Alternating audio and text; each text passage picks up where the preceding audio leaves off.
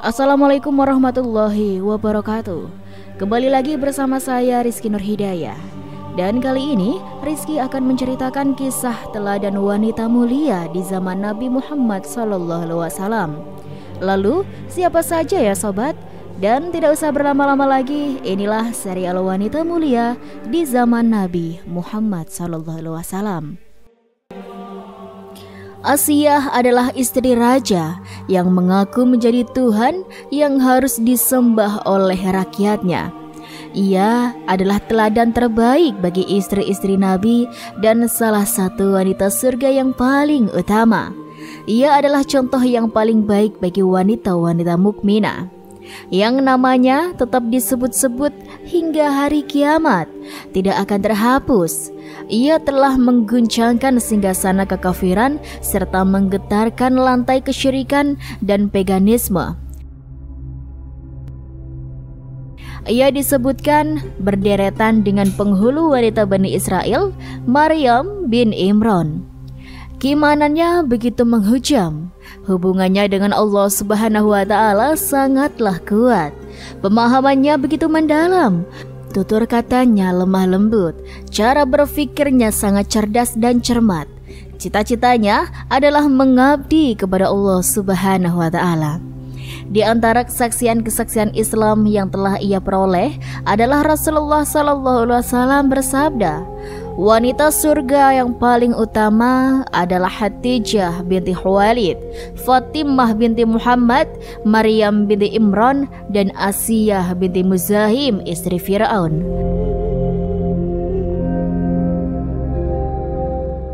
Dalam Islam, sosok Asiyah sudah sangat familiar. Asiyah adalah istri Fir'aun yang disebutkan di dalam Al-Quran sebagai salah satu wanita mulia yang telah dijamin surga oleh Allah. Asiyah memiliki sejumlah kemuliaan. Disebutkan dalam Al-Quran, Allah Subhanahu wa Ta'ala menjadikan Asiyah binti Muzahim perumpamaan bagi orang-orang beriman. Allah Subhanahu wa Ta'ala berfirman dalam Al-Quran surah At-Tahrim ayat 11. Dan Allah menjadikan istri Fir'aun Asiyah sebagai perumpamaan bagi orang-orang yang beriman. Ketika ia berkata, "Ya Rabbku, bangunkanlah untukku sebuah rumah di sisimu dalam Firdaus, dan selamatkan aku dari Fir'aun dan perbuatannya, dan selamatkanlah aku dari kaum yang zalim." Kemurahan hati Asiyah istri Fir'aun juga disebutkan dalam Al-Quran surah Al-Qasas ayat 9. Dan katakanlah istri Fir'aun, ia adalah penyejuk mata hati bagiku dan bagimu. Janganlah kamu membunuhnya, mudah-mudahan ia bermanfaat kepada kita atau kita ambil ia menjadi anak, sedang mereka tiada menyadari. Suatu ketika ia membujuk Fir'aun untuk tidak membunuh Nabi Musa alaihissalam dan mengangkatnya menjadi anak. Fir'aun pun menuruti permintaan Asiyah. Tidak hanya Al-Quran, Nabi Muhammad SAW memuji budi luhur dan iman yang dimiliki Asiyah. Dalam sebuah hadis, Rasulullah menyebut bahwa kemuliaan istri Fir'aun sejajar dengan Siti Khadijah dan Fatimah. Siti Khadijah adalah istri Nabi Muhammad, adapun Fatimah adalah putri Rasulullah SAW. Ibnu Abbas meriwayatkan bahwa baginda Nabi membuat 4 buah garis di atas tanah, kemudian menanyakan maksud keempat garis tersebut kepada sahabatnya. Para sahabat tidak mengetahui maksud garis-garis tersebut. Kemudian Rasulullah pun bersabda, wanita penduduk surga yang paling utama adalah Khadijah binti Khuwailid, Fatimah binti Muhammad, Asiyah binti Muzahim istri Fir'aun, dan Maryam binti Imran. Semoga Allah meridhoi mereka semua. Hadis riwayat Ahmad. Rasulullah juga menyebut perumpamaan dari keutamaan Asiyah istri Fir'aun atas kaum perempuan muslim lainnya. Abu Musa berkata bahwa Rasulullah pernah bersabda, orang yang sempurna kemuliaannya dari kalangan laki-laki banyak, namun wanita yang sempurna kemuliaannya hanyalah Asiyah istri Fir'aun dan Maryam binti Imran. Dan sungguh keutamaan Asiyah atas semua wanita adalah keutamaan Sarid, jenis roti terbaik atas segala makanan. Muttafaq alaih. Bagaimana kesabaran Asiyah istri Fir'aun menyikapi suaminya, sobat? Simak kisah selengkapnya. Sosok istri penyabar memang cocok disematkan pada Asiyah binti Muzahim. Dia adalah istri Fir'aun penguasa zalim yang menganggap dirinya sebagai Tuhan. Berkat kesabaran dan keimanan yang teguh di tengah kekejaman Fir'aun, dia dijamin masuk surga oleh Allah Subhanahu wa Ta'ala. Hal ini dijelaskan dalam hadis yang diriwayatkan hadis riwayat Ahmad dan Tabrani. Wanita paling utama di surga adalah Hatijah binti Khuwailid, Fatimah binti Muhammad, Maryam binti Imran, dan Asiyah binti Muzahim istri Fir'aun. Ketika Fir'aun menyiksanya, Asiyah tetap tabah dan sabar. Dia terus berusaha memelihara keutuhan rumah tangga serta menjaga kebahagiaan suami dan anak-anaknya. Di tengah peliknya permasalahan rumah tangga, dia menyimpan semua permasalahan dalam hati dan selalu memohon perlindungan dari Allah Subhanahu wa Ta'ala. Asiyah binti Muzahim memiliki paras dan budi pekerti yang cantik. Karena kecantikannya, Fir'aun meminangnya untuk menjadi istri. Saking sayangnya Fir'aun dengan istrinya, dia menuruti keinginan sang istri, termasuk mengangkat Musa alaihissalam sebagai putranya. Pada awalnya, pernikahan pasangan ini sangatlah bahagia. Apalagi Asiyah menjadi istri dari seorang raja yang hebat di zamannya. Namun kebahagiaannya berubah menjadi penderitaan sejak Fir'aun menjadi raja yang zalim dan semena-mena. Selain sebagai raja, Fir'aun mengaku dirinya adalah Tuhan dan meminta rakyatnya untuk menyembahnya. Asiyah tidak bisa menerima perbuatan Fir'aun. Dia tidak mau menganggap suaminya adalah Tuhan dan menyembahnya. Namun, Asiyah tetap sabar menghadapi sifat buruk suaminya. Bahkan, dia pun rela mengorbankan nyawa dalam menghadapi perlakuan jahat sang suami. Keteguhan hati yang kuat untuk selalu beriman kepada Allah menjadikan Asiyah binti Muzahim mendapatkan kemuliaan dari Allah. Walaupun Fir'aun sering menyiksanya, dia tidak takut dan tetap berpegang teguh pada keimanannya. Asiyah pun berdoa kepada Allah.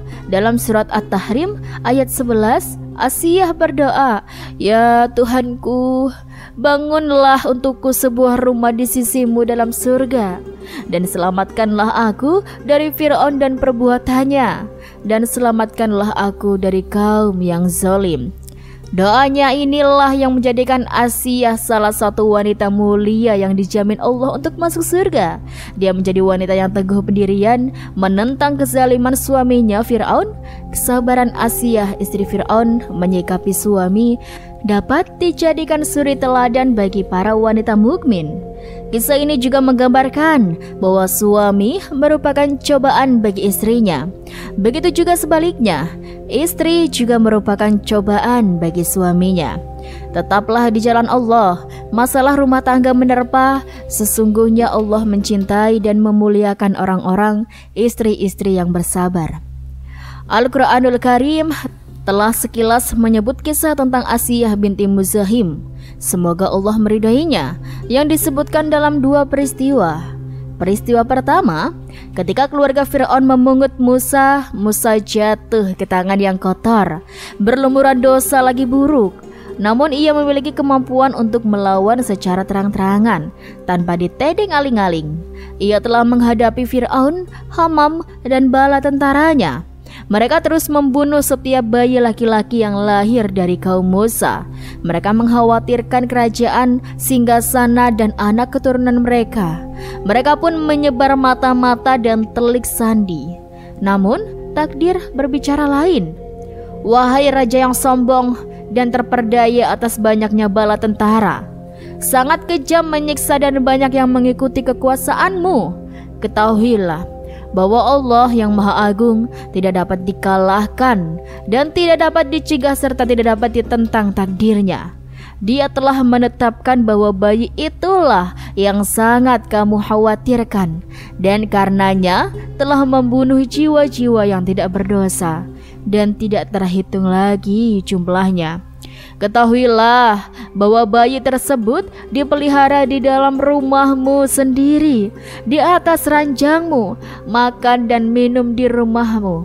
Kamulah yang mengangkatnya menjadi anak, mendidiknya dan menyiapkannya. Namun kamu tidak mampu menengok rahasia di balik itu semua. Kemudian kehancuranmu baik di dunia maupun di akhirat berada di tangannya. Sebab kamu menyelisihi kebenaran nyata yang disampaikan, mendustakan apa yang telah diwahyukan kepadanya. Ketahuilah olehmu dan seluruh makhluk bahwasanya Rabb penguasa langit dan bumi berbuat sesuatu dengan kehendaknya. Dia maha kuat lagi maha perkasa, memiliki siksa yang amat pedih. Kehendaknya tidak dapat dilawan, agar ia menjadi musuh bagi mereka yang akan menentang mereka, serta akan menjadi kesedihan yang bakal dimasukkan ke dalam hati mereka. Allah Subhanahu wa ta'ala pun berfirman, maka dia dipungut oleh keluarga Fir'aun, agar kelak dia menjadi musuh dan kesedihan bagi mereka. Sungguh Fir'aun dan Haman bersama bala tentaranya adalah orang-orang yang bersalah. Quran Surat Al-Qasas ayat 8. Serta firman Allah Ta'ala, dan istri Fir'aun pun berkata, dia adalah penyejuk mata hati bagiku dan bagimu. Janganlah kamu membunuhnya. Mudah-mudahan dia bermanfaat kepada kita, atau kita ambil dia menjadi anak. Sedang mereka tidak menyadari. Quran Surat Al-Qasas ayat 9. Tangan takdir telah memasukkannya ke dalam keluarga Fir'aun, yaitu ke dalam hati istrinya, yang sebelumnya telah memasukkannya ke dalam benteng pertahanannya, lingkungan istananya. Istri Fir'aun telah menjaganya dengan cinta, yaitu sebuah tabir yang halus dan lembut, tidak dengan senjata, kedudukan ataupun harta benda. Ia menjaganya dengan cinta kasih yang ada dalam hati seorang wanita. Cinta itulah yang melawan kekerasan, kebengisan, ambisi, dan ancaman Fir'aun. Keimanannya melalui tukang sisir kerajaan, wanita-wanita mukminah dan solihah mulai bergerak merayap menuju agama Allah, serta mengabdikan kepada dakwah Islamiyah dengan cara metode dan wasilah. Salah seorang dari mereka tak pernah lalai sesaat pun dari amal ma'ruf nahi munkar. Bersama kita saat ini seorang wanita mukminah yang giat, yang mampu menjadi sebab datangnya hidayah kepada seorang istri dedengkot orang-orang kafir. Semoga Allah melaknat Fir'aun. Semoga Allah merahmati wanita daiyah yang berprofesi sebagai tukang sisir kerajaan ini. Abu Aliyah rahimahullah menuturkan, keimanan istri Fir'aun muncul karena keimanan dari tukang sisir kerajaan Fir'aun. Pada suatu hari, ia duduk menyisir rambut Fir'aun, lalu sisir tersebut jatuh dari tangannya. Maka tiba-tiba ia pun berkata, celakalah orang yang kafir kepada Allah. Putri Fir'aun berkata, berarti kamu punya Tuhan lain selain bapakku? Ia pun menjawab, ya, Tuhanku, Tuhan ayahmu, dan Tuhan segala yang ada di sini adalah Allah Subhanahu wa ta'ala. Maka putri Fir'aun menampar wajahnya dan mengadukan hal itu kepada ayahnya. Kemudian Fir'aun pun memanggilnya. Ia bertanya kepadanya, apakah kamu menyembah Tuhan selain aku? Ia menjawab, ya, Tuhanku, Tuhanmu, dan Tuhan segala yang ada di sini adalah Allah Subhanahu wa ta'ala. Kepadanya lah aku beribadah. Maka Fir'aun pun menyiksanya dengan memasang 4 tiang, kemudian mengikat kedua tangannya dan kedua kakinya, lalu meletakkannya bersama kawanan ular. Hingga suatu hari Fir'aun datang dan menanyainya, sudah berhentikah kamu? Ia menjawab, ya, Tuhanku, Tuhanmu, dan Tuhan segala yang ada ini adalah Allah. Meninggalkan agamamu itu karena Fir'aun, lakukanlah apa sesuka hatimu, jawabnya dengan tegar. Maka Fir'aun menyembelih anaknya dengan ucapan, ruh anaknya tersebut memberikan kabar gembira kepadanya. Bergembiralah wahai ibunda, sesungguhnya engkau mendapatkan pahala begini dan begini. Maka ia pun bersabar. Pada hari yang lain, Fir'aun datang dan bertanya seperti sebelumnya. Kemudian anaknya yang lain disembelih pula karena ucapannya. Roh anaknya itu juga memberikan kabar gembira seraya berkata, bersabarlah wahai ibunda, sebab di sisi Allah engkau mendapatkan pahala begini dan begini.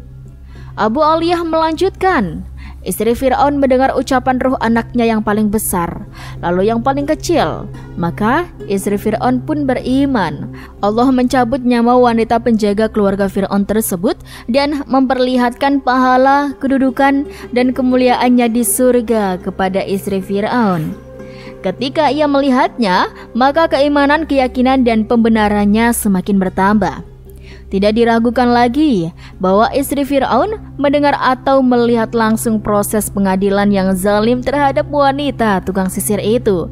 Ia melihat langsung keteguhan wanita mukminah tersebut dan kegigihannya dalam memegang agama. Di jalan Allah Subhanahu wa Ta'ala, ia tidak takut pada celaan orang yang mencela. Bahkan ia mengatakan keimanannya secara terang-terangan. Ia menyatakan secara tegas keesaan Allah di negeri kafir. Keimanan yang mendalam ini yang mampu mengguncang gunung, sedangkan keimanan itu sendiri tidak terguncang. Muncul dari tukang-tukang sihir Fir'aun yang telah menyatakan keimanannya kepada Rabb Musa dan Harun alaihissalam. Mereka berkata kepada Fir'aun, sebagaimana tertera dalam firman Allah Subhanahu wa Ta'ala. Mereka, para penyihir berkata, kami tidak akan mengutamakanmu daripada bukti-bukti nyata, mukjizat yang telah datang kepada kami melalui Musa, dan daripada Allah yang telah menciptakan kami. Putuskanlah apa yang hendak engkau putuskan. Sesungguhnya engkau hanya dapat memutuskan perkara dalam kehidupan dunia ini.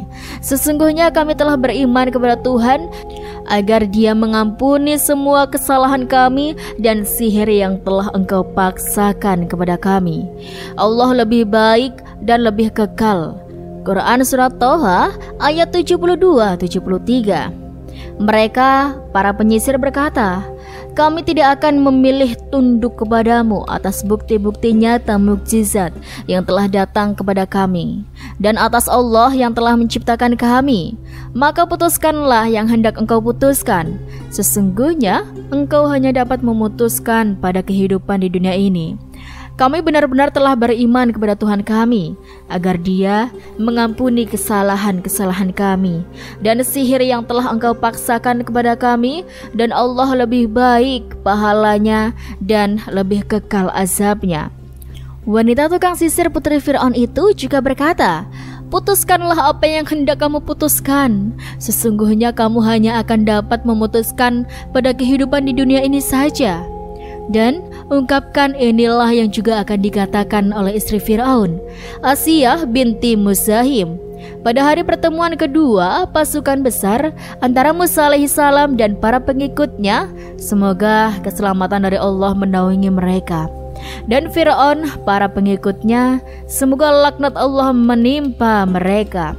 Istri Fir'aun bertanya tentang siapa yang menang. Ada yang menjawab, yang menang adalah Musa dan Harun. Maka ia mengatakan, aku telah beriman kepada Rabb Harun dan Musa. Akhirnya Fir'aun memanggilnya seraya berkata pada orang-orang, carikan aku batu paling besar yang dapat kalian temukan. Bila wanita itu masih tetap dalam ucapannya, lemparkan batu tersebut ke tubuhnya. Namun ia menarik kembali perkataannya, ia adalah istriku. Ketika orang-orang sudah membawakan batu besar, Asiyah mengadahkan tangannya ke langit yang melihat rumahnya yang ada di surga. Akhirnya ia masih mempertahankan ucapannya. Lalu ruhnya diambil. Batu besar tersebut ditimpakan ke tubuhnya yang sudah tidak bernyawa. Dengan demikian, Asiyah selamat dari siksa pukulan batu yang akan dibenturkan oleh utusan Fir'aun. Dari Abu Usman Al-Hindi, dari Salman Al-Farizi, Asia disiksa di terik matahari. Maka ketika ia tersengat panasnya matahari, para malaikat menaungi dengan sayap-sayap mereka. Mereka menyiksanya, sedangkan ia senantiasa tersenyum setiap kali melihat rumahnya yang ada di dalam surga. Maka Fir'aun pun berkata, "Tidakkah kalian merasa heran atas kegilaannya? Kita menyiksanya tapi ia masih tertawa." Dengan kesabaran, keteguhan, dan rasa takutnya kepada Allah, maka Asiyah berhak menjadi suri tauladan yang agung bagi kaum wanita yang beriman, taat, bertobat, mengerjakan ibadah, berjuang di jalan Allah, berpuasa, dan mengerjakan ibadah haji. Allah Ta'ala berfirman, dan Allah membuat perumpamaan bagi orang-orang yang beriman. Istri Fir'aun ketika ia berkata, "Ya Rabbku, bangunkanlah untukku sebuah rumah di sisimu dalam surga, dan selamatkanlah aku dari Fir'aun dan perbuatannya, dan selamatkanlah aku dari kaum yang zalim." Quran Surat At-Tahrim ayat 11. Semoga Allah meridhoinya. Ia memohon kepada Allah untuk bisa berada di sisi Allah sebelum ia memohon sebuah rumah di surga. Dalam riwayat Matsur disebutkan bahwa istri Fir'aun telah beriman sejak ia berada di istana Fir'aun. Boleh jadi ia adalah seorang wanita Asyawiyah yang masih beriman kepada agama Samawi sebelum Musa alaihissalam. Kalangan Asyawiyah berada di atas agama selain agama orang-orang Mesir. Wallahu a'lam bishawab. Doa istri Fir'aun dan sikapnya adalah suri tauladan terkait sikap meremehkan terhadap segala perhiasan dunia yang telah mencapai puncaknya. Ia, istri Fir'aun, seorang raja bumi yang paling berkuasa saat itu. Ia tinggal di istana Fir'aun, tempat yang paling nyaman yang menyediakan segala yang diinginkan oleh seorang wanita. Meski begitu, keimanannya menganggap remeh itu semua. Ia menganggapnya sebagai sebuah keburukan, kotoran, dan musibah. Ia berlindung kepada Allah darinya dan merasa jijik dari efek buruknya. Ia memohon kepada Allah keselamatan dari hal-hal tersebut. Subhanallah, semoga kita semua termasuk orang-orang yang beriman ya sobat. Dan inilah kisah Asiyah istri Fir'aun yang kemuliaannya setara dengan istri dan putri Nabi.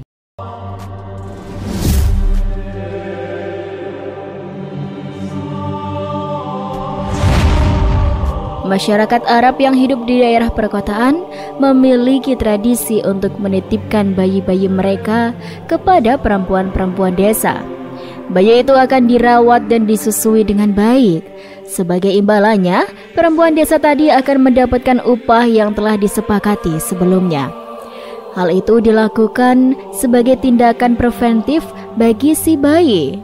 Iklim perkotaan Arab kurang baik untuk seorang bayi, sehingga dulu orang-orang Arab akan memilih menitipkan bayinya ke perempuan pedesaan dan dirawat di desa agar kesehatan bayi terjaga dan tubuh kuat.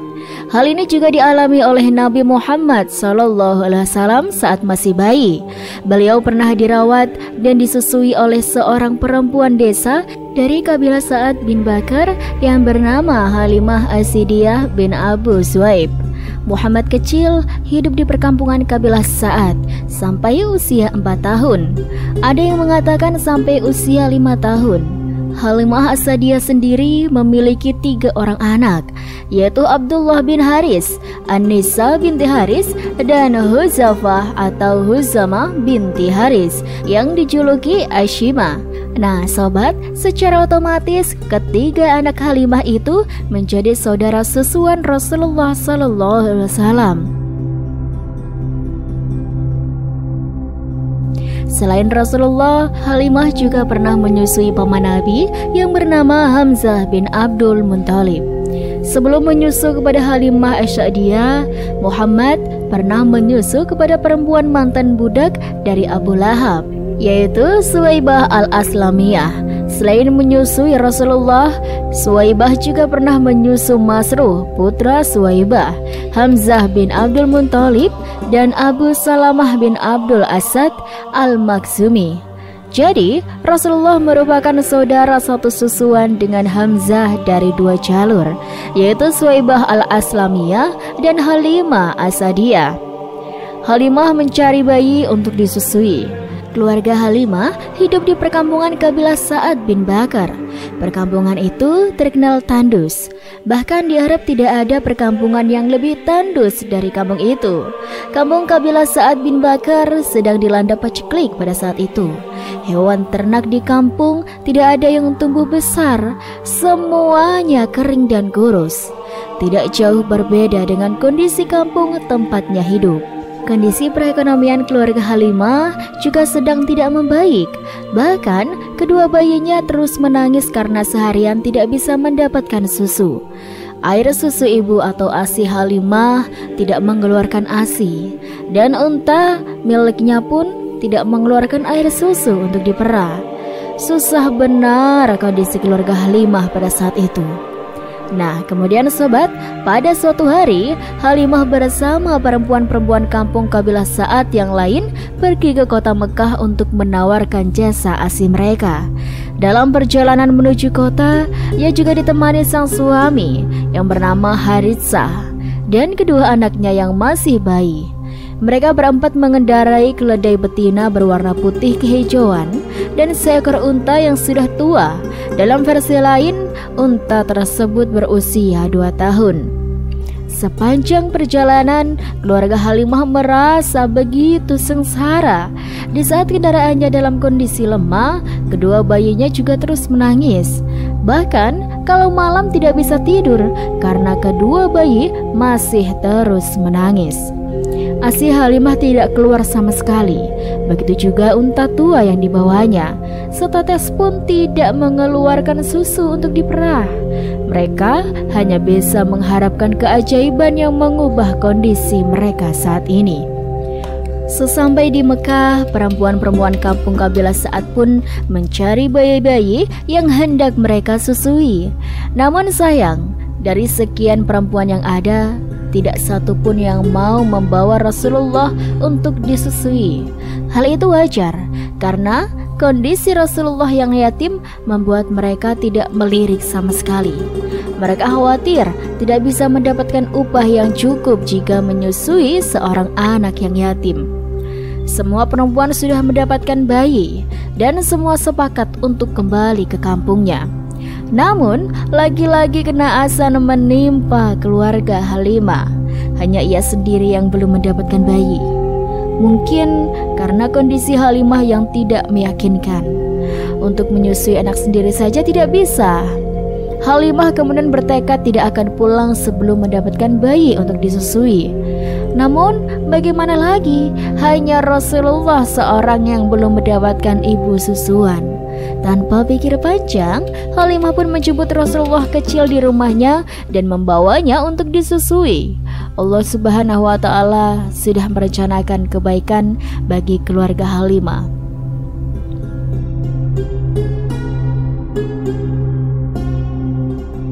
Nabi Muhammad adalah nabi yang banyak memiliki keutamaan.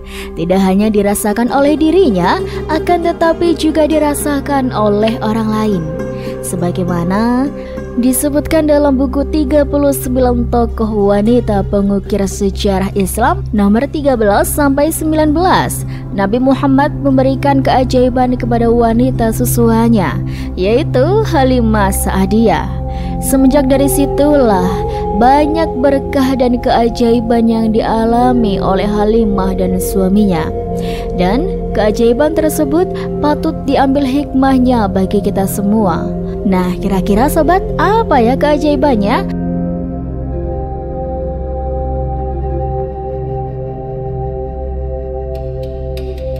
Sebelumnya, kedua puting Halimah tidak pernah mengeluarkan susu, sehingga ia tidak dapat mencukupi asupan bayinya. Mereka tidak pernah bisa tidur karena bayinya selalu menangis kelaparan. Namun, ketika Halimah meletakkan Muhammad di pangkuannya, tiba-tiba kedua puting susunya mengeluarkan air susu yang sangat banyak. Kemudian bayi itu dan bayinya meminumnya hingga kenyang.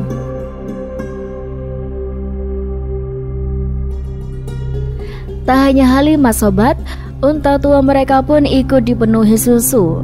Al-Harits segera memerah susu unta itu dan langsung meminumnya bersama Halimah.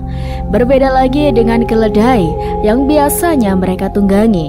Di luar dugaan, keledai mereka mampu menempuh perjalanan yang tidak bisa dilakukan oleh keledai siapapun.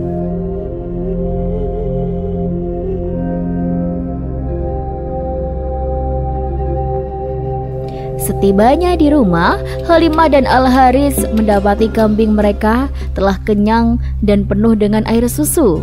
Orang-orang yang mengetahui hal tersebut berkata kepada pengembala lainnya, "Wahai para pengembala, gembalakanlah kambing kalian di tempat pengembala putri Abi Zuhaib ini pengembala."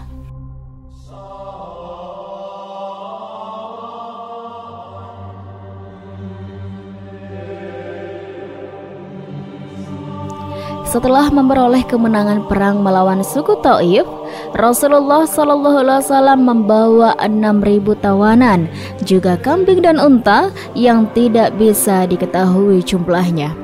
Ia mengabulkan permohonan delegasi Hawazim yang berkata, "Wahai Rasulullah, sesungguhnya di antara tawanan ini terdapat paman-paman, bibi-bibi, dan para pengasuhmu." Hal ini sangat berpengaruh di hati Rasulullah SAW. Lalu ia pun berkata, "Adapun apa yang menjadi milikku dan milik Bani Abdul Muthalib adalah untuk kalian." Ini sebagai bentuk penghormatan Rasulullah terhadap ibunda yang telah menyusuinya. 2 tahun berlalu, Muhammad tumbuh menjadi anak yang sehat dan kuat. Bahkan tidak seperti anak pada umumnya. Sebelumnya sudah sepakat bahwa Muhammad kecil hanya 2 tahun saja disusui Halimah.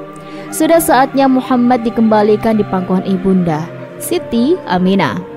Selama 2 tahun, Halimah merasakan betul keberkahan Muhammad kecil. Halimah pun menemui ibu Rasulullah SAW, tapi ia tidak bermaksud mengembalikannya ke pangkuan ibunda. Halimah justru menawar dan membujuk Aminah agar Muhammad tetap dirawatnya hingga ia besar. "Saya berharap engkau berkenan jika anak ini aku rawat sampai besar. Sebab aku khawatir dia akan terserang penyakit menular yang biasa menjangkiti kota Mekah," bujuk Halimah. Halimah terus memelas di hadapan Aminah. Usaha Halimah berhasil dan Muhammad ia bawa kembali untuk dirawatnya. Dan kira-kira sobat, apa ya hikmah dan pelajaran dari ini semua? Kebaikan akan dibalas dengan kebaikan. Saat perempuan-perempuan tidak ada yang melirik Nabi Muhammad kecil untuk menyusuinya karena anak yatim, Halimah tanpa pikir panjang membawa untuk disusuinya. Ia tidak berpikir akan dibayar berapa, sama sekali tidak. Ia hanya membawa, menyusui, dan merawatnya dengan baik. Kebaikan Halimah pun dibalas dengan kebaikan pula. Bahkan lebih dari itu, kondisi perekonomiannya jauh lebih baik daripada orang-orang kabilah Sa'ad. Sebaliknya, mereka yang enggan menerima Rasulullah karena yatim, kondisi ekonomi mereka tidak berubah. Bahkan kambing-kambing mereka tetap tidak mengeluarkan air susu. Di saat kambing Halimah susunya berisi dan bisa diperah berkali-kali untuk diminum. Jangan berputus asa. Ketika semua perempuan kabilah Sa'ad sudah mendapatkan bayi untuk disusui dan sepakat untuk kembali ke desa, Halimah belum juga mendapatkan bayi sobat. Namun di sini Halimah tidak menyerah begitu saja. Ia tetap mencari bayi untuk dibawanya dan didapatilah Rasulullah kecil. Kegigihan membuahkan hasil. Kehidupan keluarganya sejahtera. Coba saja sobat, andaikan Halimah memutuskan untuk pulang bersama perempuan yang lain tanpa membawa bayi Rasulullah, mungkin kondisi keluarganya tidak akan berubah.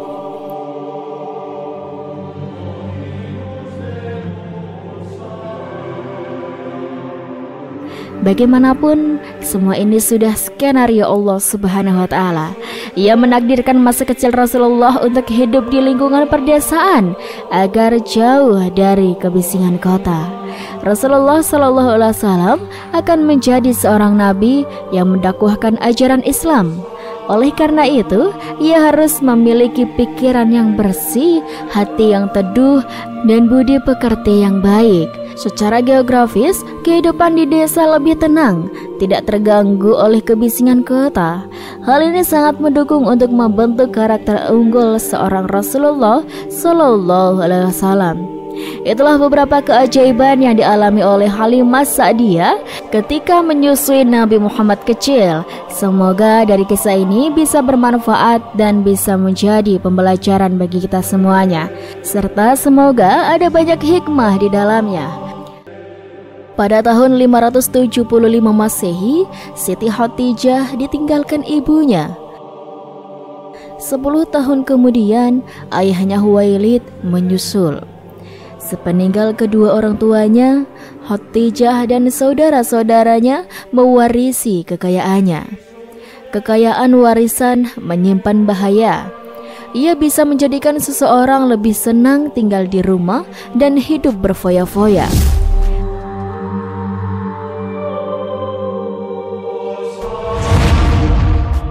Bahaya ini sangat disadari oleh Khadijah. Ia pun memutuskan untuk tidak menjadikan dirinya pengangguran. Kecerdasan dan kekuatan sikap yang dimiliki Khadijah mampu mengatasi godaan harta.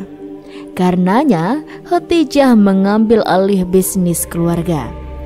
Khadijah berasal dari golongan pembesar Mekah, menikah dengan Nabi Muhammad SAW ketika berumur 40 tahun. Manakala Nabi Muhammad berumur 25 tahun. Ada yang mengatakan usianya saat itu tidak sampai 40 tahun, hanya sedikit lebih tua dari Muhammad SAW. Khadijah merupakan wanita kaya dan terkenal. Khadijah bisa hidup mewah dengan hartanya sendiri. Meskipun memiliki kekayaan melimpah, Khadijah merasa kesepian, hidup menyendiri tanpa suami. Karena suami pertama dan keduanya telah meninggal. Beberapa sumber menyangkal bahwa Khadijah pernah menikah sebelum bertemu Nabi Muhammad SAW. Khadijah dikenal sebagai wanita suci di zamannya, tatkala di antara lingkungannya sudah kotor. Dia, Khadijah radhiyallahu an, betul-betul pilihan Tuhan yang dipersiapkan untuk menjadi istri Nabi Muhammad SAW. Khadijah binti Khuwailid radhiyallahu an adalah istri pertama Nabi Muhammad SAW yang mempunyai peran besar dalam membantu dakwah Rasulullah sejak awal kenabiannya. Dia adalah wanita terbaik yang pertama yang masuk Islam. Khadijah merelakan waktu, pikiran, tenaga, bahkan hartanya untuk membantu dakwah sang suami yang sangat dicintainya. Bahkan Khadijah yang dikenal sebagai wanita kaya raya di Mekah merelakan kekayaannya digunakan untuk kepentingan dakwah Rasulullah SAW. Awal pernikahan Khadijah. Khadijah pulang ke rumahnya dengan perasaan yang luar biasa gembiranya. Belum pernah ia merasakan kegembiraan sedemikian hebat.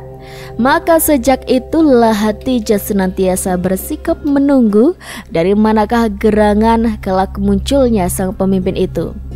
Lamaran dari Khadijah kepada Rasulullah SAW. Muhammad Al-Amin muncul di rumah Khadijah. Wanita usahawan itu, Khadijah radhiyallahu an, berkata, "Hai Al-Amin, katakanlah apa keperluanmu." Suaranya ramah, bernada dermawan, dengan sikap merendahkan diri tetapi tahu harga dirinya. Muhammad SAW berbicara lurus, terus terang, meskipun agak malu-malu, tetapi pasti. Muhammad SAW berkata, "Kami sekeluarga memerlukan nafkah dari bagianku dalam rombongan niaga. Keluarga kami amat memerlukan untuk mencarikan jodoh bagi anak saudaranya yang yatim piatu." Kepalanya tertunduk dan wanita hartawan itu memandangnya dengan penuh ketakjuban. Khadijah pun berkata, "Oh, itukah Muhammad? Upah itu sedikit, tidak menghasilkan apa-apa bagimu. untuk menutupi keperluan yang engkau maksudkan, tetapi biarlah nanti saya sendiri yang mencarikan calon istri bagimu." Ia berhenti sejenak meneliti, kemudian meneruskan dengan tekanan suara memikat dan mengandung isyarat. Khadijah radhiyallahu an pun berkata, "Aku hendak mengawinimu dengan seorang wanita bangsawan Arab. Orangnya baik, kaya, diinginkan oleh banyak raja-raja dan pembesar-pembesar Arab dan asing. Tetapi ditolaknya. Kepadanya lah aku hendak membawamu, Khadijah." Khadijah tertunduk lalu melanjutkan, "Tapi sayang, ada aibnya. Dia dahulu sudah pernah bersuami. Kalau engkau mau, maka dia akan menjadi penghikmat dan pengabdi kepadamu." Pemuda Al-Amin tidak menjawab. Mereka sama-sama terdiam, sama-sama terpaku dalam pemikirannya masing-masing. Yang satu memerlukan jawaban, yang lainnya tak tahu apa yang mau dijawab. Khadijah radhiyallahu an tak dapat mengetahui apa yang terpendam di dalam hati pemuda Bani Hashim itu. Pemuda yang dikenal dengan gelaran Al-Amin atau jujur, pemuda Al-Amin itu pun mungkin belum mengetahui siapa kira-kira calon yang dimaksud oleh Khadijah radhiyallahu an. Rasulullah sallallahu alaihi wasallam pun meminta izin untuk pulang tanpa sesuatu keputusan yang ditinggalkan. Ia menceritakan kepada pamannya. Pemuda Al-Amin berkata, "Aku merasa amat tersinggung oleh kata-kata Khadijah, seolah-olah dia memandang enteng dengan ucapannya ini dan itu, anu dan anu." Ia mengulangi apa yang dikatakan oleh perempuan kaya itu. Atikah juga marah mendengar berita itu. Dia seorang perempuan yang cepat naik darah kalau pihak yang dinilainya menyinggung kehormatan Bani Hashim. Katanya, "Muhammad, kalau benar demikian, aku akan mendatanginya."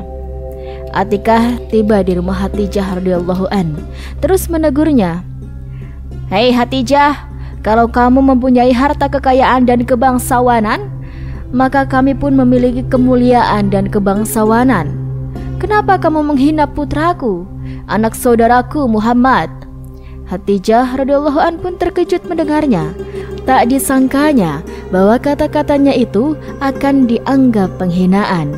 Ia berdiri, menyabarkan dan mendamaikan hati Atiko.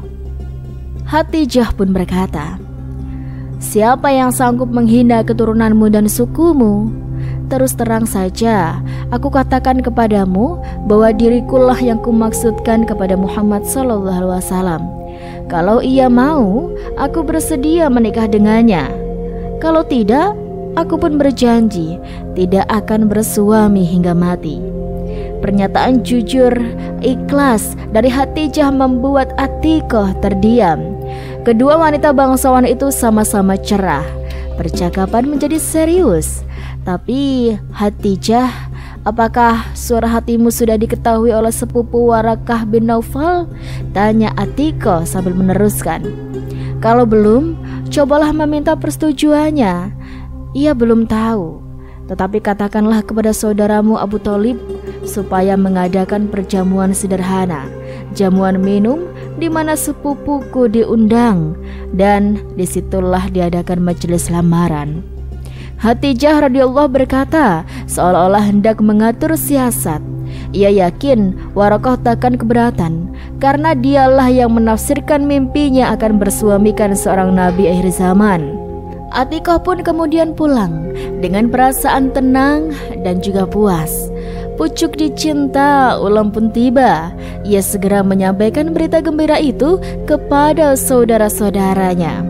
Abu Thalib, Abu Lahab, Abbas dan Hamzah semua riang menyambut hasil pertemuan Atikoh dengan Khadijah. "Itu bagus sekali," kata Abu Thalib. "Tapi kita harus bermusyawarah dengan Muhammad SAW lebih dulu." Sebelum diajak bermusyawarah, maka terlebih dahulu ia pun telah menerima seorang perempuan bernama Nafisah, utusan Khadijah radhiyallahu an yang datang untuk menjalin hubungan kekeluargaan. Nasifah pun bertanya, "Muhammad, kenapa engkau masih belum berpikir mencari istri?" Muhammad SAW pun menjawab, "Hasrat ada, tetapi kesanggupan belum ada.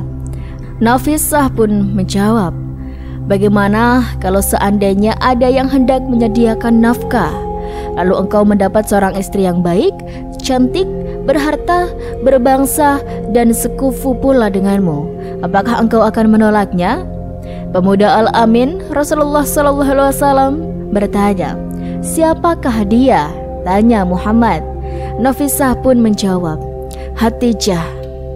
Nafisah terus terang, asalkan engkau bersedia, sempurnalah segalanya. Urusannya serahkan kepadaku. Usaha Nafisah berhasil. Ia meninggalkan putra utama Bani Hashim dan langsung menemui Hatijah radhiyallahu an, menceritakan kesediaan Muhammad sallallahu alaihi wasallam. Setelah Muhammad menerima pemberitahuan dari saudara-saudaranya tentang hasil pertemuan dengan Hatijah, maka baginda tidak keberatan mendapatkan seorang janda yang usianya 15 tahun lebih tua daripadanya. Betapa tidak setuju. Apakah yang kurang pada Hatijah? Ia wanita bangsawan, cantik, hartawan, dan budiman. Dan yang utama, karena hatinya telah dibukakan Tuhan untuk mencintainya, telah ditakdirkan akan dijodohkan dengannya. Kalau dikatakan janda, biarlah, ia memang janda umur 40 tahun, tetapi janda yang masih segar, bertubuh ramping, berkulit putih, dan bermata jeli. Maka diadakanlah majelis yang penuh keindahan itu. Hadirlah Warakah bin Naufal dan beberapa orang-orang terkemuka Arab yang sengaja dijemput. Abu Thalib dengan resmi meminang Hatijah kepada saudara sepupunya. Orang tua bijaksana itu setuju, tetapi dia meminta tempo untuk berunding dengan wanita yang berkenan. Pernikahan Muhammad dengan Hatijah radhiyallahu an dimintai pendapat. Dengan jujur ia berkata kepada Warakah, "Hai anak sepupuku, betapa aku akan menolak Muhammad sallallahu alaihi wasallam padahal ia sangat amanah, memiliki kepribadian yang luhur, kemuliaan dan keturunan bangsawan. Lagi pula pertalian kekeluargaannya luas."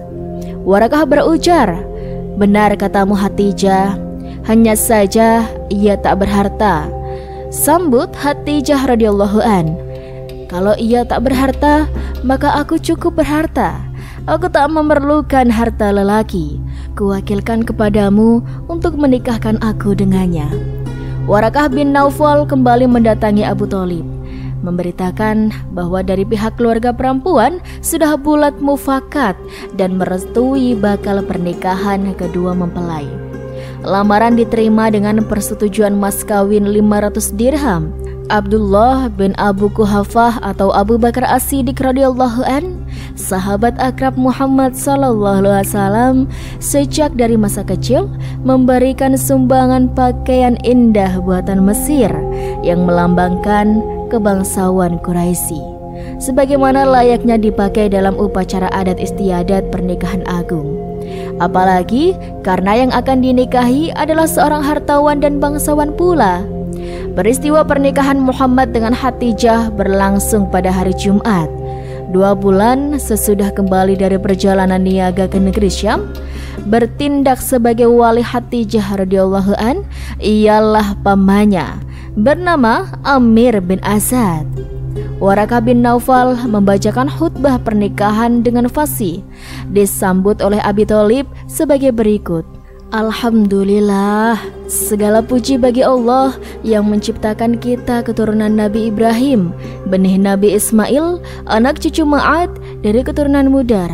Begitupun kita memuji Allah Subhanahu wa Ta'ala yang telah menjadikan kita penjaga rumahnya, pengawal tanah haramnya yang aman sejahtera, dan menjadikan kita hakim terhadap sesama manusia. Sesungguhnya anak saudaraku ini, Muhammad bin Abdullah, kalau akan ditimbang dengan laki-laki manapun juga, niscaya ia lebih berat dari mereka sekalian. Walaupun ia tidak berharta, namun harta benda itu adalah bayang-bayang yang akan hilang dan sesuatu yang akan cepat pergi. Akan tetapi Muhammad, tuan-tuan, sudah mengenalinya siapa dia. Dia telah melamar Hatijah binti Khuwailid dia akan memberikan mas kawin 500 dirham yang akan segera dibayarnya dengan tunai dari hartaku sendiri dan saudara-saudaraku. Demi Allah Subhanahu wa ta'ala, sesungguhnya aku mempunyai firasat tentang dirinya bahwa sesudah ini, yakni di saat-saat mendatang, ia akan memperoleh berita gembira atau al-abasyara serta pengalaman-pengalaman hebat. Semoga Allah Subhanahu wa ta'ala memberkati pernikahan ini. Penyambutan untuk memeriahkan majelis pernikahan itu sangat meriah di rumah mempelai perempuan. Puluhan anak laki-laki dan perempuan berdiri berbaris di pintu sebelah kanan di sepanjang lorong yang dilalui oleh mempelai lelaki, dan mengucapkan salam marhaban kepada mempelai dan menghamburkan harum-haruman kepada para tamu dan pengiring. Selesai ucapan dan tamu-tamu bubar, Khadijah radhiyallahu an membuka isi hati kepada suaminya dengan ucapan, "Hai Al-Amin, bergembiralah. Semua harta kekayaan ini, baik yang bergerak maupun yang tidak bergerak, yang terdiri dari bangunan-bangunan, rumah-rumah, barang dagangan, hamba-hamba sahaya adalah menjadi milikmu. Engkau bebas membelanjakannya ke jalan yang mana yang engkau ridhoi." Itulah sebagaimana firman Allah Subhanahu wa ta'ala yang bermaksud, dan dia, Allah Subhanahu wa ta'ala, mendapatimu sebagai seorang yang kekurangan, lalu dia memberikan kekayaan. Quran Surat Ad-Duha ayat 8. Alangkah bahagianya kedua pasangan mulia itu, hidup sebagai suami istri yang sekufu, sehaluan, serasi dan secita-cita. Rasulullah SAW dengan lisannya sendiri memuji kemuliaan Khadijah. Diriwayatkan dari Anas bin Malik radhiyallahu an, Rasulullah SAW bersabda, "Cukup bagimu 4 wanita terbaik di dunia: Maryam binti Imran, ibunda Nabi Isa, Khadijah binti Khuwailid, Fatimah binti Muhammad, dan Asiyah istri Fir'aun." Hadis riwayat Ahmad dan sanadnya disahihkan Suhaid Al-Arnaud. Dalam sebuah hadis yang diriwayatkan Al-Bukhari dan Muslim dari Abu Hurairah radhiyallahu an, beliau menceritakan, pada suatu ketika Jibril mendatangi Nabi Muhammad SAW sambil mengatakan pada beliau, "Wahai Rasulullah SAW, ini Khadijah telah datang. Bersamalah sebuah bejana yang berisi lauk, makanan, dan minuman. Jika dirinya sampai katakan padanya bahwa Robnya dan diriku mengucapkan salam untuknya, dan kabarkan pula bahwa untuknya rumah di surga dari emas yang nyaman, tidak bising dan merasa capai." Hadis riwayat Bukhari dan Muslim. Kesetiaan Khadijah menemani Nabi Muhammad SAW juga terlihat dari riwayat-riwayat betapa Rasulullah SAW sering menyebut namanya, memuliakan teman-teman sepeninggalan beliau. Sampai-sampai Rasulullah ucapkan sebuah kalimat di hadap Aisyah yang menjelaskan kedudukan Khadijah di hati beliau. "Sungguh Allah telah menganugerahkan kepadaku rasa cinta kepada Khadijah." Hadis riwayat Muslim. Kesetiaan dan keutamaan Ummul Mukminin Khadijah itulah yang menjadikan Rasulullah SAW sulit untuk melupakannya. Khadijah wafat 3 tahun sebelum hijrahnya Nabi Muhammad SAW ke Madinah. Saat itu beliau berusia 65 tahun. Rasulullah SAW sendiri yang turun memakamkan jenazah sang istri tercinta. Dengan tangannya yang mulia, beliau memasukkan jenazahnya ke kuburnya.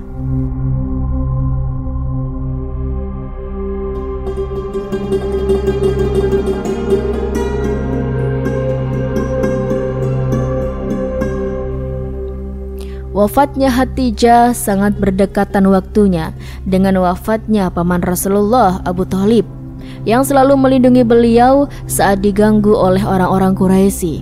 Rasulullah benar-benar merasa sedih dengan wafatnya 2 orang yang beliau cintai ini, 2 orang penolong pendakwahnya. Ditambah lagi, sang paman wafat dalam keadaan berada di atas agama nenek moyangnya. Begitu sedihnya Rasulullah, tahun itu pun dinamakan tahun kesedihan. Hatijah diperistri oleh Rasulullah pada usia 40 tahun, sedangkan Rasulullah pada saat itu berusia 25 tahun. Sebelum menikah dengan Rasulullah, Hatijah pernah menikah 2 kali. Suaminya yang bernama Atik bin Aiz al-Mazumi. Suami yang kedua bernama Abu Halal bin An-Nabasi at-Tamimi. Setelah menjalani kehidupan rumah tangga bersama Nabi Muhammad SAW selama 25 tahun, Hatijah pun meninggal dunia. Dari pernikahannya dengan Hatijah, Nabi Muhammad SAW memiliki 6 anak, 5 lahir sebelum kenabian dan 1 anak lahir setelah kenabian.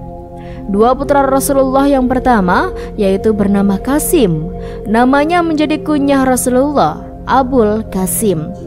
Qasim dilahirkan sebelum kenabian dan wafat saat berusia 2 tahun. Yang kedua adalah Abdullah, disebutkan juga At-Tayyib atau At-Tahir karena lahir setelah kenabian. Adapun putrinya berjumlah 4, yakni Zainab yang menikah dengan Abu Al-As bin Al-Rabi, keponakan Rasulullah dari jalur Hatijah. Kemudian Fatimah menikah dengan Ali bin Abi Thalib. Lalu Ruqayyah dan Ummu Kulsum menikah dengan Utsman bin Affan. Subhanallah, itulah kisah yang sangat menginspirasi bagi kita semuanya ya sobat. Semoga kisah ini bermanfaat dan bisa menjadi pembelajaran bagi kita semuanya. Rabi'ah al-Adawiyah atau dikenal juga dengan nama Rabi'ah Basri adalah sufi perempuan yang dikenal dengan kesuciannya dan kecintaannya terhadap Allah. Ia merupakan wanita beraliran Sunni pada masa dinasti Umayyah yang menjadi pemimpin dari murid-murid perempuan dan Zahidah. Berkat peranannya yang besar, Rabi'ah al-Adawiyah dijuluki sebagai the mother of the Grand Master atau ibu para sufi besar karena kezuhudannya. Salah satu kisah tentang Rabi'ah al-Adawiyah yang paling populer adalah ia merupakan sufi perempuan yang ingin membakar surga menggunakan obor.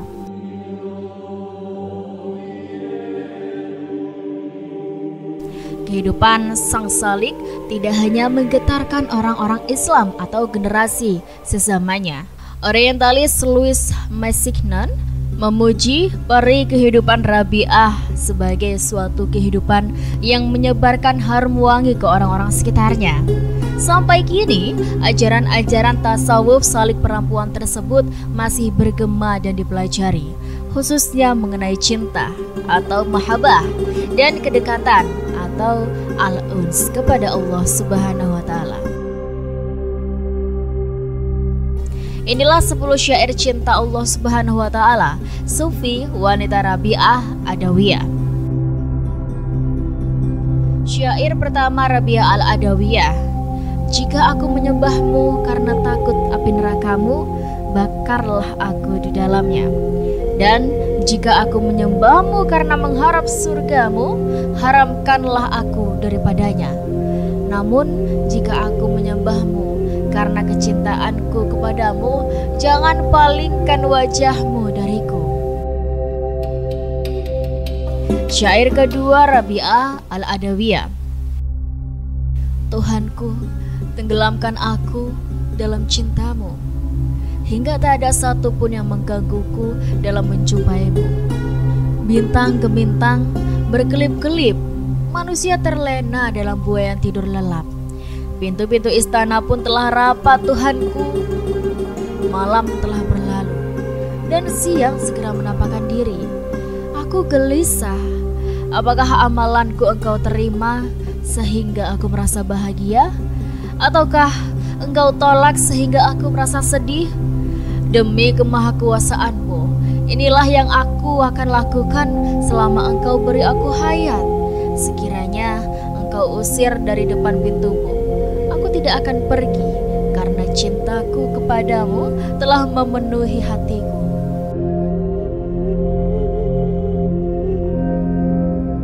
Syair ketiga Rabi'ah Al-Adawiyah.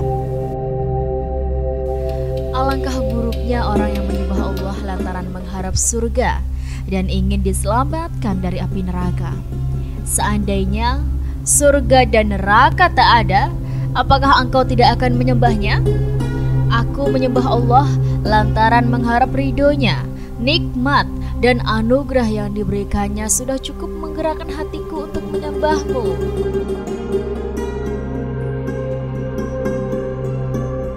Syair keempat Rabi'ah Al-Adawiyah.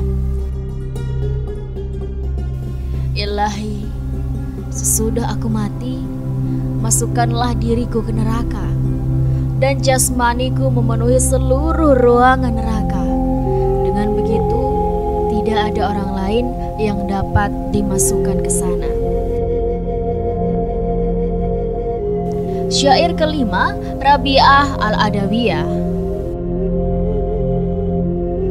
Kau bermaksiat kepada Tuhan, namun kau mengungkapkan cinta. Hal ini sungguh mengherankan. Andai cintamu besar, niscaya kau menjadi hamba yang taat, karena pecinta itu sungguh taat kepada kekasihnya. Subhanallah, betapa indahnya syair yang dibuat beliau sehingga membuat banyak syair tentang cinta kepada Allah atau mahabbatullah. Bahkan sejumlah ulama pun terinspirasi dari syair Rabi'ah Al-Adawiyah. Syair keenam Rabi'ah Al-Adawiyah. Ilahi, segala upaya keinginanku, kesibukanku, dan kesenanganku di dunia ini hanya untuk mengingatmu, dan segala hal yang akan datang di akhirat nanti hanyalah untuk menemuimu.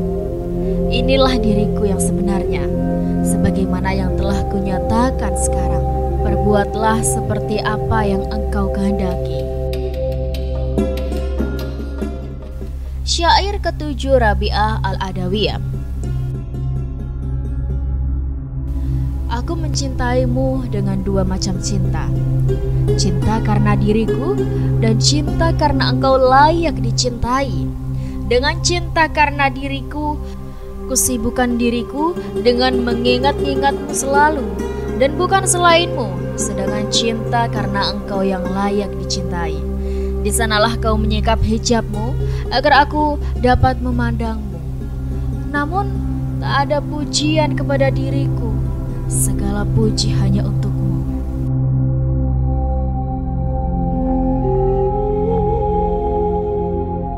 Syair ke-8 Rabi'ah Al-Adawiyah. Semua menyembahmu karena takut neraka. Mereka menganggap keselamatan darinya sebagai bagian untung melimpah. Atau mereka menempati surga lalu mendapatkan istana dan minum air salsabila. Bagiku tidak ada bagian surga dan neraka. Aku menginginkan atas cintaku imbalan pengganti.